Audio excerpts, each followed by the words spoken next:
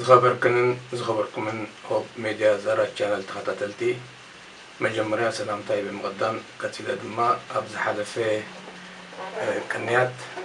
G7 ዝፍለጡ ብቁጠባ ዝበልፀጉን ሓያላት ሃገራት ኣብ ዝሓለፈ 2019 ናይ መወዳእታ ድሕሪ ምእካቦም 2020 ግን ብምኽንያት ናይ ኮቪድ-19 ክእከቡ ስለዘይከኣሉ 2021 ካብ 13 ወርሒ 2021 ግን እዘን ዝስዕባ ሃገራት ማለት ቦሪስ ጆንሶን ናይ ዓባይ ብሪጣንያ፣ ኣንገላ ሜርከል ናይ ጀርመን፣ ናይ ማርክ ድሮሂ ናይ ጣልያን፣ ኢማኑኤል ማክሮን ናይ ፍራንሳ፣ ዮሺዳ ሱጋ ናይ ጃፓን፣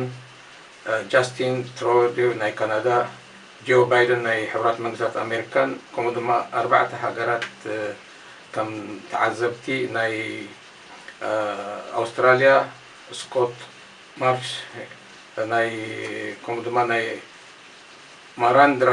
ማዲ ናይ ህንዲ፣ ሞ ጂኢን ናይ ደቡብ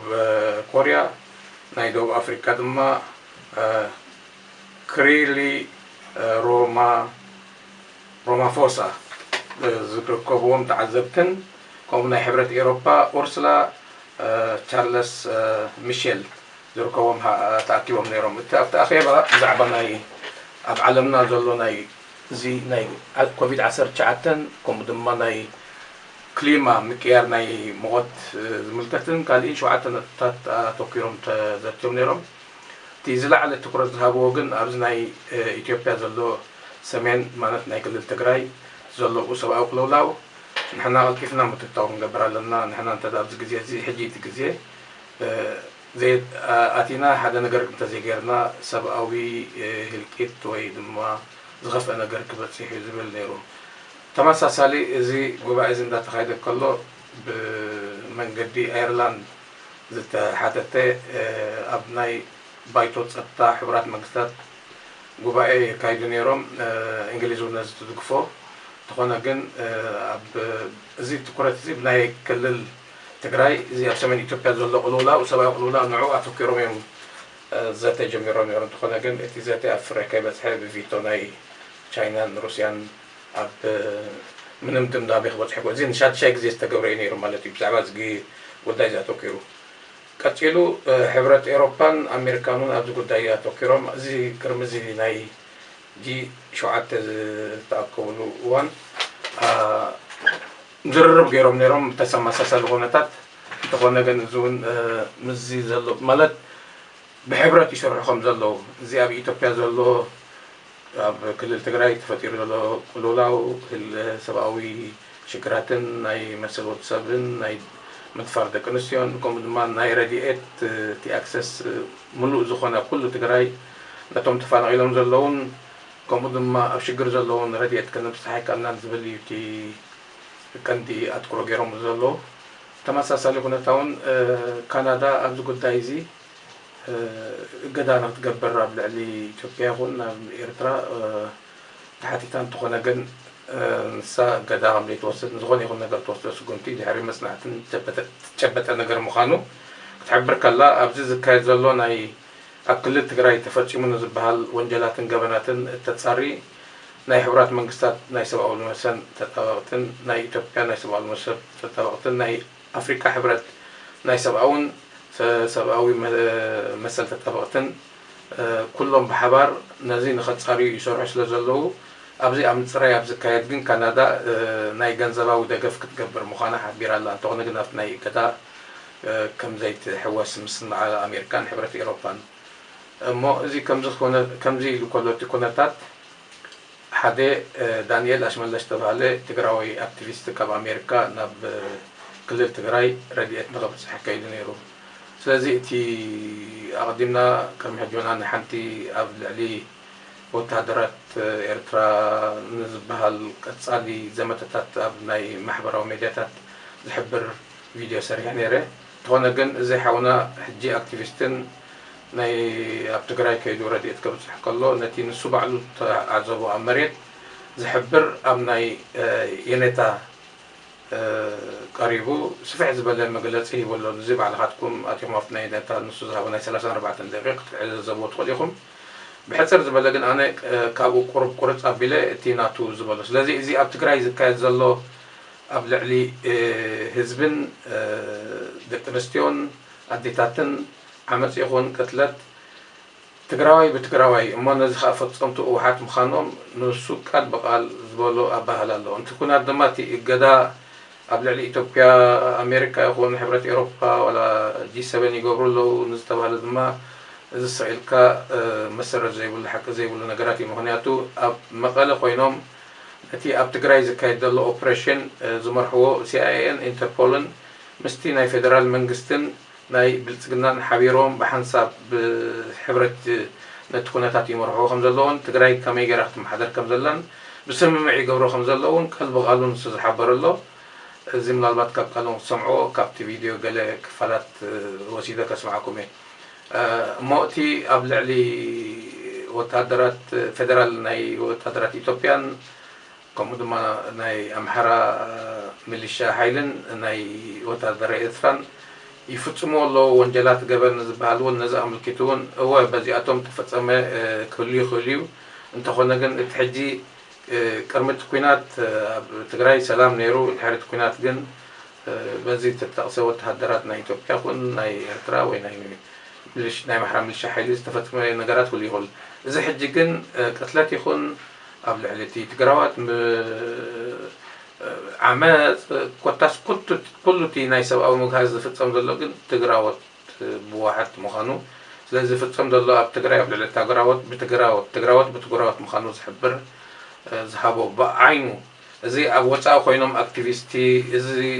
ከምዝባ ዝብሎ መሰረት ዘይብሉ ሓቂ ከም ዘይኮነ ናብ ሕልንኦም ተመሊሶም ነቲ ኩነታት ብትክክል ተመልኪቶም እቲ መጀመርያ ትግራይ ካብ ንትግራዋይ ንላዕሊ ንማንም ኣይተብፅሖን እሞ ቤትና ባዕልና ክነፅር ከም ዘለና እሞ ንማንም ረድኤት ክገብር ዝደለየና ህዝቡ ድማ ብልፅግና ወይ ናይ ኢትዮጵያ መንግስቲ ከም ዘይክልክሎ ኣነ ሓደ ካብኡ ምስክርነት ደገፍ ንክገብር መፅአ ብዝከኣልና ዓቕሙ ድማ ኣበርኪተ ኢሉ እንተኾነ ግን እዚ ኣብ ማሕበራዊ ሚድያታት እናወፃእካ ሚሊሻ ናይ ልዩ ሓይሊ ናይ ኣምሓራ ከምዚ ገይሮም መከላኸሊ ገይሩ ናይ ኤርትራ ወታደር ከምዚ ገይሮም ዝበሃል እዚ ኩሉ መሰረት ዘለዎ ነገር ኣይኮነን እቲ ኣብ ባይታ ዘሎን እቲ ዝበሃልን ሕቂ ከም ዘይኮነ ብቃሉ ዝሓበሮ ነገር ኣሎ ስለዚ ቆቆሪፀ ንሱ ዝበሎ ሓደ ሓደ ከቅርበልኩም እየ ግን ኩላታ ዝገበራ ኢንተርቪው ባዕልኻትኩም እቶም ኣምሓርኛ ሰምዑ ብኣምሓርኛ እቶም ኣምሓርኛ ዘይሰምዑ ድማ ብዝፈልጡ ጌርኩም ንክትሰምዕዋ ንክትከታተልዋን ይላቦ እምበኣር ድሕሪ ዛ ናይ ሓፃር መሰጋገሪ ቆቆሪፀ እቲ ናተ ዝሃቦ ቃል ምሕትት ከቅርበልኩም እየ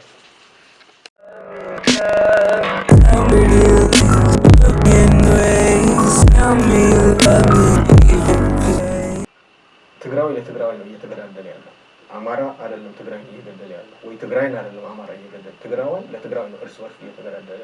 ቀደም እንዳልኩሽ በምስራቅ ትግራይ በእንደርታ አካባቢ እየተገደሉ ያሉ ሲቪሊያን የትግራይ ተወላጆች ናቸውና እኔ ብልጽግና እንደዚህ ገደለ ሻዕቢያ እንደዚህ ገደለ እሱ ለኔ ፕራዮሪቲ አለ የኔ ፕራዮሪቲ ህወሓት መጀመሪያ የትግራይ ተወላጆችን መግደል ማቆም መቻል አለበት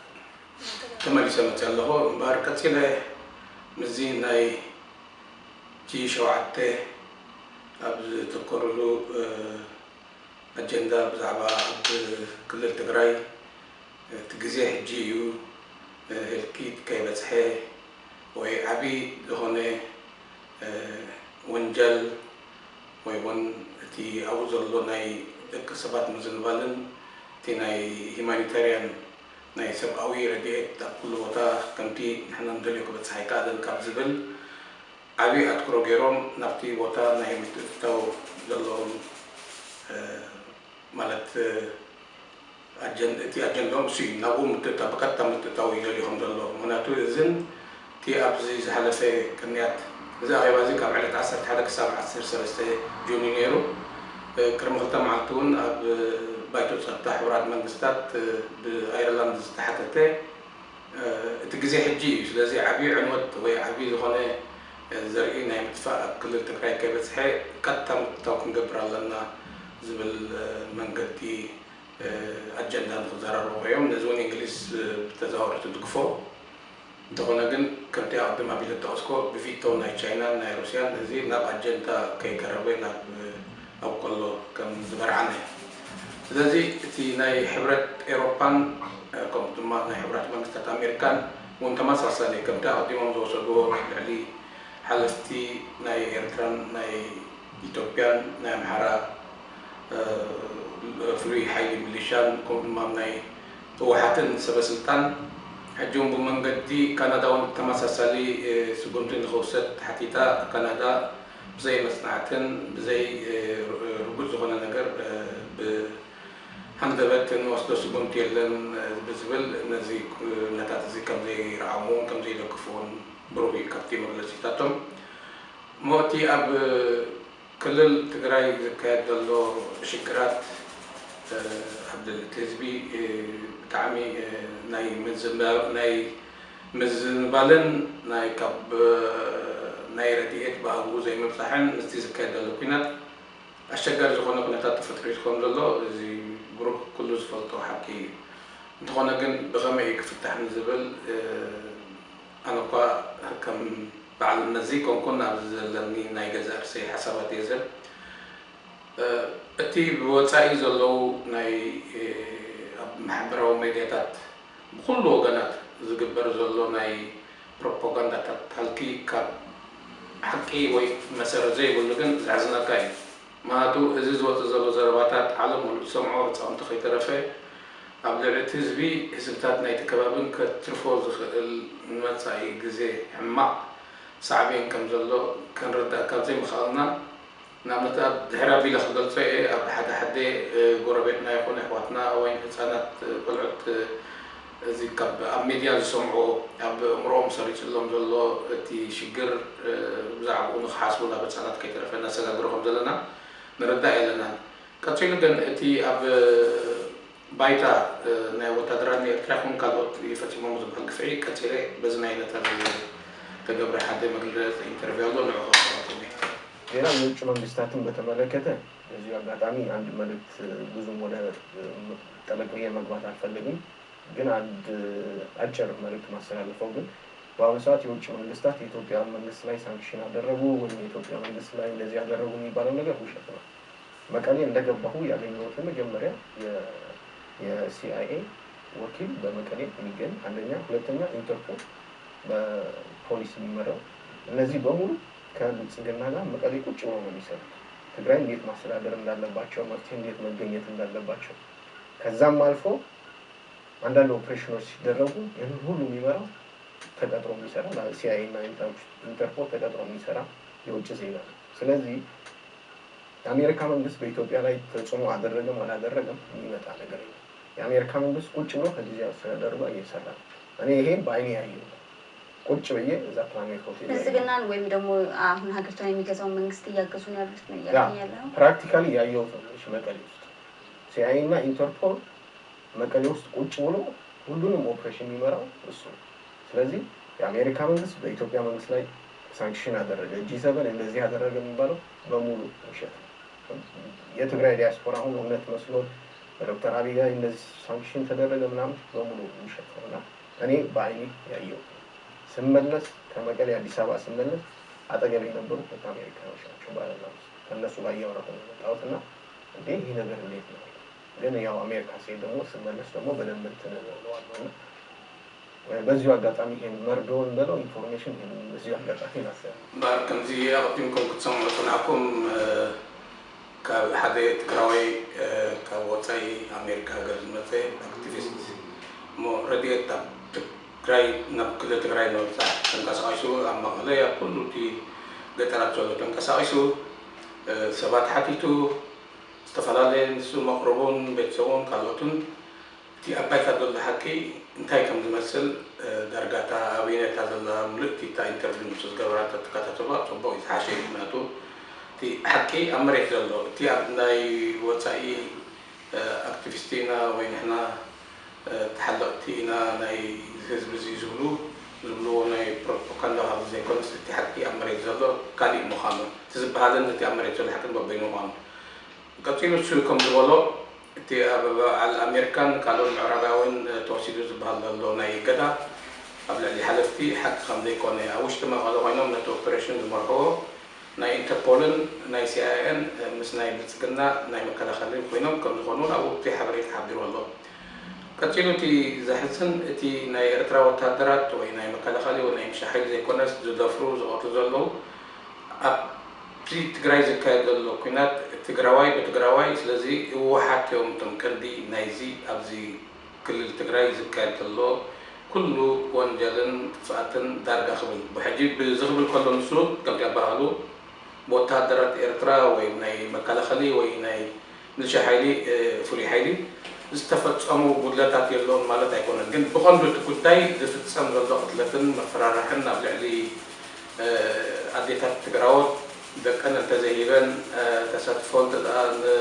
ዘይገረን ወይ ድማ ኣብቲ ከባቢ መከላኸልን ናይ ኤርትራ ወታደራት ተንቀሳቂሶም ነይሮም ተዳለቂቆም ተሓባበርቲ ይኹን ተባሂሎም ኣብ ልዕሊኦም ናይ መቕታልን ካሊእ ናይ ገንዘብ መቕፃዕትን ከም ዝገብሩ እዚ እቲ ካብቲ ዝሕዝን መዳት ኣብቲ ክልል ትግራይ ነቲ ኩነታት ሰብኣዊ ክልውላው ናብ ዝለዓለ ተርሶ ኣብፅሖ ከም ዘሎ ይሕብር ዝበለፀ ግን ኩሉ እቲ ኢንተርቪንስ ዝገብሮ ምሓርኛ ጥሮም ምሓርኛ ሰምዖ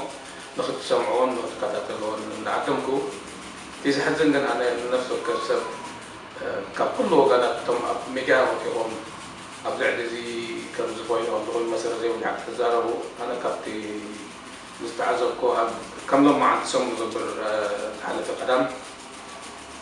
ኣብዚ ኣብ ስዊስ ተወሊዳ እዛ ዓብየት ዕድሚኣ 8 ወይ 9 ክኸውን ንኽእል ኣነ ናብቲ ከባቢ ክበፅሕ ከይደ ኣብ ዝሓተትኮ እዋን ከመይ ለኸይድ ሓንደ ለኸይድ ኣቦኣ ኤርትራዊ ኣዲኣ ትግራዊት እያ ተዝበለትኒ ልዕሊ 100,000 ሰብ ኣብ ትግራይ ሞይቶም ተሪፎም ዘሎ 10,000 ጥራዮም ስለዚ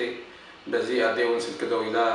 ሓዋር ይባትክን ኣቦና ኣዲአን ስለዘይረኸበት ብጣዕሚ ሓዚነ ኣለኹ ኢላ ሕጂ እዛ ህፃን እዚኣ ኣብ ዘይትፈልጦ ክስታይ ኣትያ ኣላ ማለት እዩ ሓደ ኣዲኣ ትግራዊት እኳ ትኽንምር ኣቦኣ ኤርትራዊ እዚ ህዝቢ እዚ ኣምነን ቀፂሉ ኣብ ጎረቤት እየ ዘለዋ የሪ ዝበላ ሰበይቲ ዘለዋ በዓል ቤተን ነብስሄር ኤርትራዊ ሰን ትግራዊት ኮይነን ደቆም ኣብ ወፃእን ኣብ ኢትዮጵያን ኣብ ትግራይን ኣብ ዞን ዝነብሩ ስለዚ እዘን ሰበይቲ እዚአን ከውን ኣብቲ ዝጀመረሉ ንኣብነት ሓደ ግዜ ብሓንሳብ ቦንዳ ሰተና ምሳኾና እንዳበልና ዘለዎን ቃንዛን ዘለዎን ሕማምን እዘን ኣደ እዚአን ነፍሲ ወከፍ ኣደ ዘለዎ ክርድኦ ይኽእል ይመስለኒ ቀፂሉ መሓዛይ ዝኾነት እውን ፅቡቅ ንዕድል ፃወትን ዘለዋ ሻቅሎት ኣብ ቤተሰባ ደው ኢላ ንገለ ትረኽቦም ንገለ ዘይትረኽቦም ኣብ ዘቐረባ ግዜ ንክትበፅሕ ከይዳ ኣላ ተመሊሳ ዝማቲ ርጉእ ዝኾነ ሓበሬታ እንታይ ማለት እየ ኤርትራውያን ምስ ትግራዎት ምስ ኤርትራውያን ተዋሊዱ ዳርጋቲ ሕብረተሰብ ኣምነ ድሕዱ ኣብቲ ዝሓለፈ 2018 ርኢና ኢና እቲ ናይ ሰላም ኣብ ክልቲኡ ሃገራት ምስ ተገበረት ህዝብታት ከመይ ነይሩ ኣነ ነዚ ክደግሞ ይደለኒ ኩልና ዘረአና ሓቂ ስለዝኾነ ስለዚ እዚ ነፍሲ ወከፍ ሰብ ፃዕሩ እዚ ዘሎ ኩነታት እወ ንሕና ወሰንቲ ይኮናን ሰብ ስልጣን ኣይኮናን ነቲ ዘሎ ኩናት ክንጠጦ ክነብሎ ወይ ማዕረብ ክንገብረሉ ንኽእል ኢና እንተኾነ ግን ንሕና ከም ሰባት መጠን ኩልና ተደሚርና ነቲ ዘሎ ኩነታት ተፅዕኖ ክንገብር ናብ ሰላም ናብ ንቡር ሂወት ንምለሰሉ ዘሎ ሰብኣዊ ካብሲ ረድኤት ድማ ኩሉ በዓቕሙ ናብ ክልል ትግራይ ዘሎ ሽግራት ንዝፍታሕ ኩሉ ንዋታዊ ይኹን ሞራላዊ ይኹን ኣበርክቶ ንትገብር እንዳተመነኹ ቀፃሊ ድሕሪ እዚኣ እውን ናይቲ ኣክቲቪስት ኣብቲ ነታ ዝበሉ ሓደ ሓበሬታ ንክትሰምዖን ንክትከታተሉ እንዳሓበርኩ ኣነ ግን ኣብዚ ናይ ሎሚ መልእኽቲ የወዲእ ኣለኹ ክሳብ ብካሊእ ሓዲስ መልእኽቲ ወይ ሓበሬታ ሒዘ ዝመፀ ድማ ድሓን ዘለዎ ቀዳም ሰንበት ይኹነልኩም ዘለኩ ቻው ድሓን ኩኑ